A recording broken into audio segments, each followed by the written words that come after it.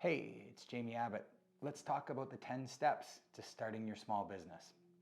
The first step you want to do, if you're in Ontario, is to register with the province of Ontario.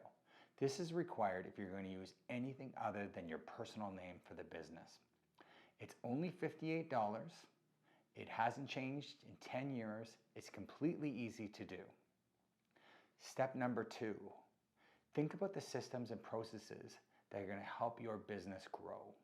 When we first open the business, everything can be kept in your head, everything from your mind. But think about in a year from now, when you have 2 employees, 5 employees, what processes are they going to follow? Step number 3, register for the HST. This can be done online or by calling the CRA's phone number for businesses. Every business having revenue over $30,000 is required to collect the HST, whether or not you're registered for it. So this is really a showstopper that you must do. Next up, let's talk about the administration for your business. When you visit the bank, I'd love for you to open 3 separate bank accounts. The first account is going to be your operating account, where you deposit your receipts and you pay your bills. The second account I want you to set up is a savings account. This is where you're going to take all of the HST you collect and move it over there, and you're going to put away money to pay income taxes at the end of the year. A good rule of thumb is to save 8.8% of the HST and 30% of your income for taxes. The last account I want you to set up is a profit account. I urge you to read the Profit First book. Think about why you're in business and the reasons why you're not employed. Every business needs to pay the owner, but also needs to earn profit. And it's important right now to think about the profit in your business and to put that aside. The next thing I want you to think about is signing up for an accounting software. Online accounting, whether it be QuickBooks Online or Xero, have came a long way.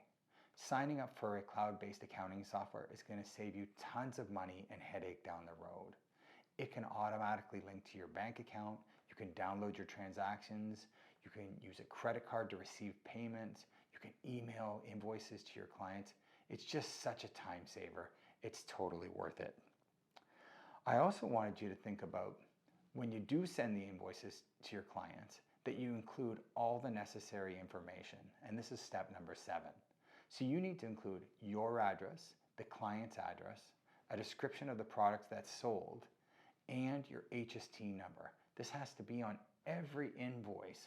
That way, your client knows who you are, and they can use your invoice to claim the input tax credit on the other side. Okay, we're almost there. Step number 8 to setting up a successful business. Keep a kilometer log. All the kilometers you drive for your business. Especially at the beginning of your business, you may be using your personal vehicle for business and for pleasure. We're going to want to know what expenses relate to business and what expenses relate to your own personal account so we can claim the business expenses on your tax return. Step number 9, save all of your receipts. You might want to use a paper-based file where you save them monthly with your bank statements.